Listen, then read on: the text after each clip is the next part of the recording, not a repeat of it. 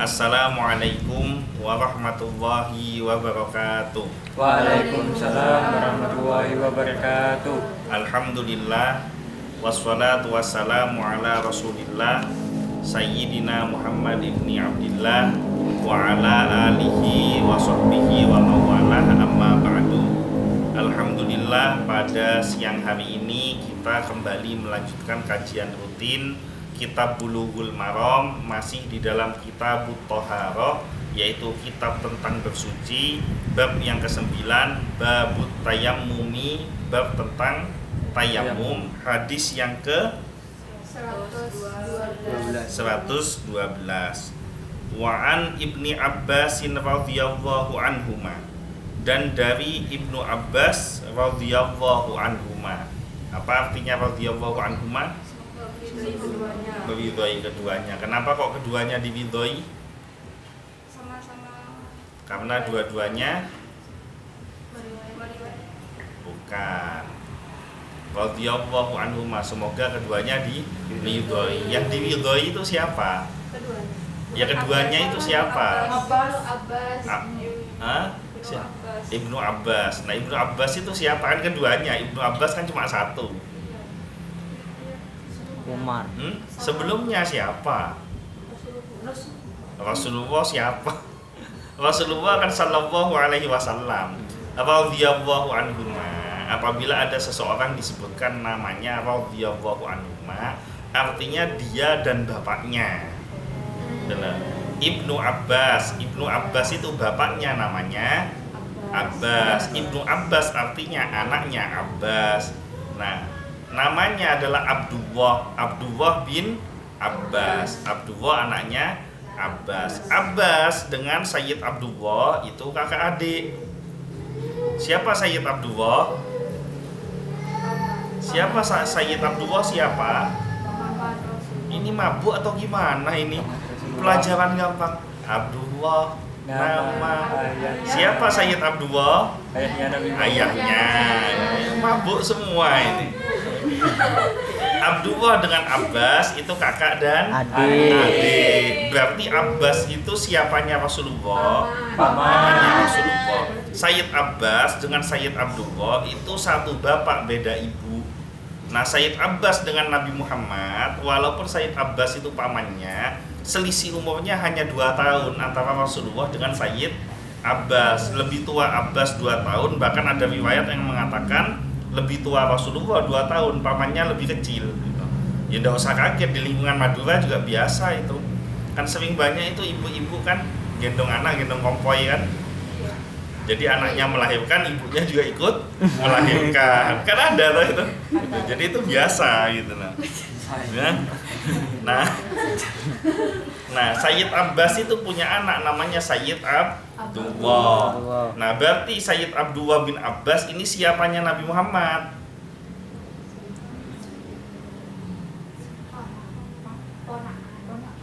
Sayyid Abbas siapanya Rasulullah?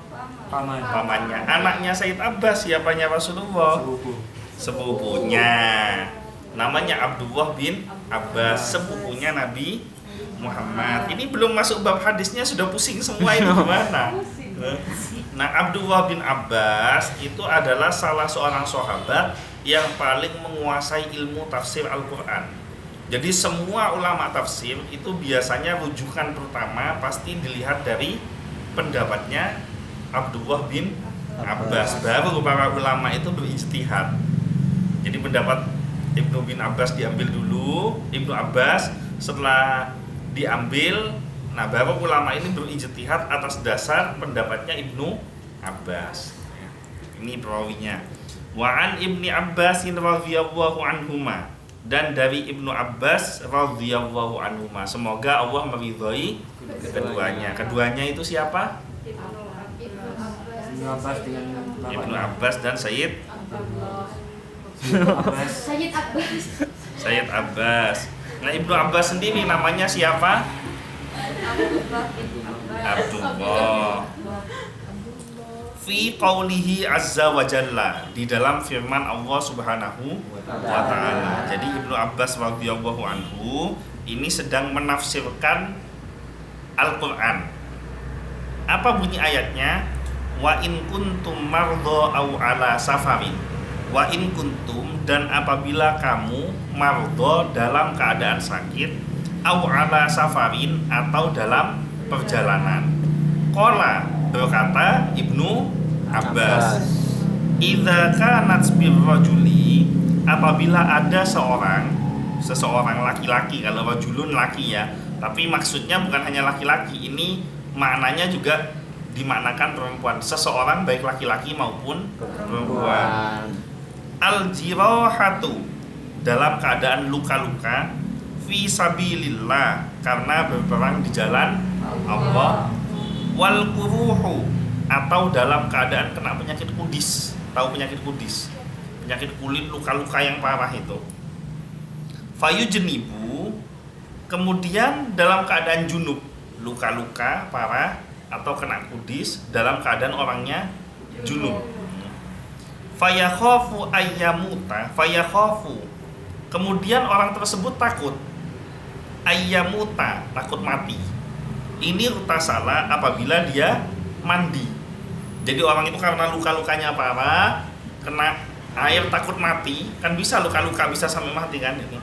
Tayammama, maka cukup dia bertayamum. Ingat ya, luka parah, bukan keiris pisau karena motong apel terus tidak mau wudu gitu. Jadi maksudnya itu luka yang parah yang bisa menimbulkan kemudaratan yang besar.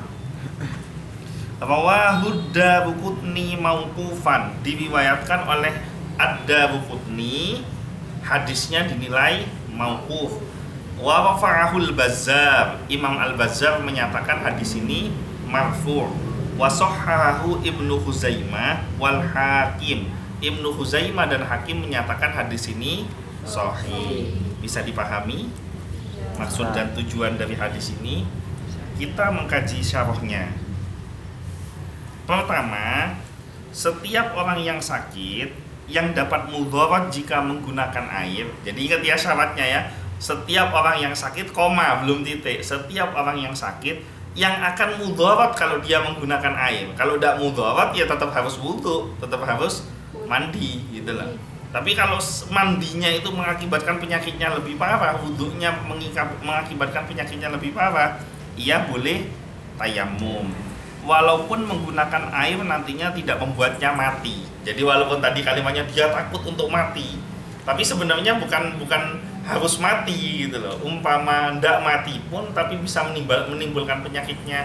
Misalkan lukanya ndak kering-kering kalau kena air terusan. Nah, itu boleh menggunakan tayamum supaya lukanya cepat kering. Atau mungkin penyakit demam tinggi, begitu kena air semakin demam, misalkan semakin menggigil, maka itu boleh dia tayamum. Kan bukan berarti orang demam tinggi ambil wudhu langsung mati, kan tidak mungkin. Nah, kecuali kalau sudah waktunya mati. Apabila ada luka bisa jadi membuat luka bertambah parah saat menggunakan air.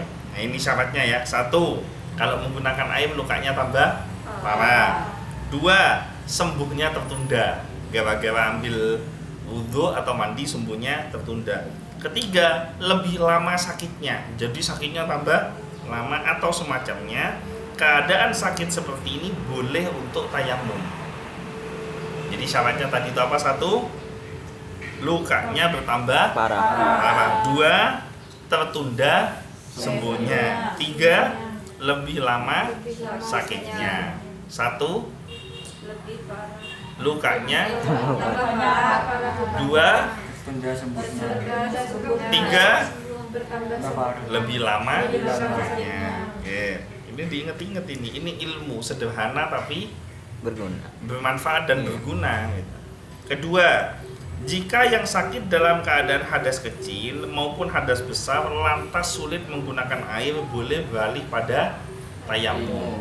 Hadas kecil artinya buang air besar, buang air kecil, wudunya batal, itu hadas kecil. Nah, hadas besar itu orang yang junub, orang yang haid, orang yang nifas, itu kan hadas besar semua.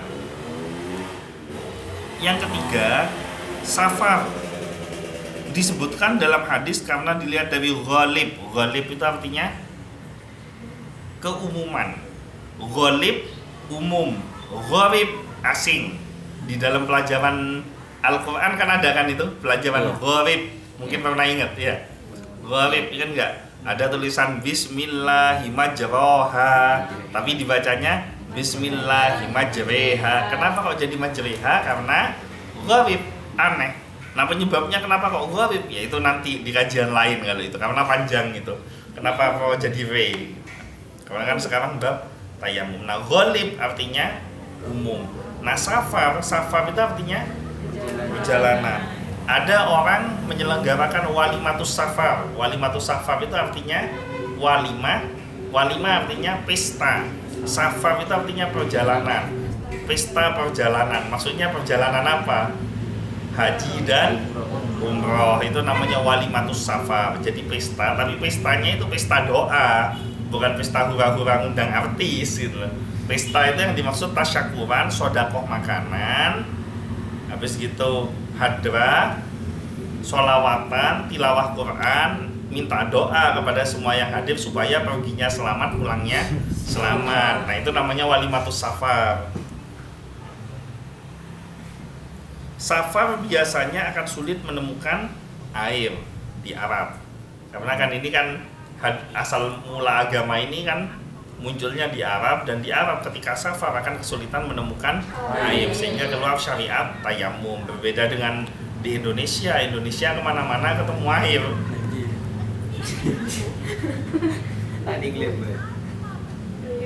Jika musafir tidak mendapati air, atau misalkan di jalan ada air, cuma air itu hanya cukup digunakan untuk minum atau masak, maka ia boleh tayamum. Airnya ada, tapi cuma cukup untuk minum dan masak, untuk keperluan makan dan minumnya. Nah, kalau digunakan untuk wudhu, ini habis air ini, maka air itu boleh digunakan untuk tayamum. Air itu boleh dikonsumsi. Saya jadi ikut hang ini. Air itu boleh dikonsumsi, orangnya boleh Tayamum. Memang paling seneng kalau ngeliat Ustadz Salah itu gitu. Namun safar itu sendiri bukanlah jadi sebab tayamum itu ada. Jika musafir mendapati air dan tidak masalah menggunakannya, ia tidak boleh beralih bertayamum. Jadi safar itu bukan alasan utama orang tayamum. Yang menjadi alasan utama orang tayamum adalah keterbatasan air atau penyakit yang mengakibatkan semakin buruk kondisinya apabila menggunakan air. Ada pertanyaan sampai di sini?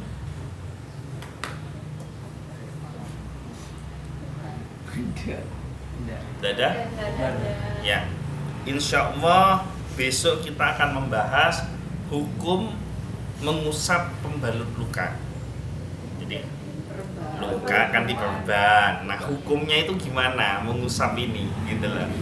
Ketika kita mau bersuci itu, ketika ada perbannya itu seperti apa? Insya Allah besok kita akan bahas. Ini kan hal-hal sepele yang perlu diketahui juga, gitu. Ya kita tidak minta kepingin ada luka dan diperban, gitu. Tapi setidaknya kalau misalkan itu menimpa kita atau keluarga kita atau teman kita, setidaknya kita tahu ilmunya, tahu bagaimana penanganannya.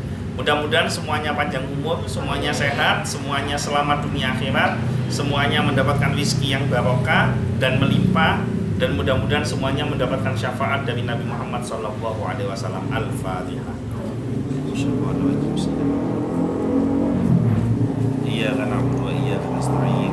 Shiratal mustaqim. Waladhdallin. Sekian dari saya, kurang lebihnya mohon maaf. Wallahul muwaffiq ila aqwamit thoriq. Wabillahi taufiq wal hidayah. Wassalamualaikum warahmatullahi wabarakatuh. Waalaikumsalam warahmatullahi wabarakatuh.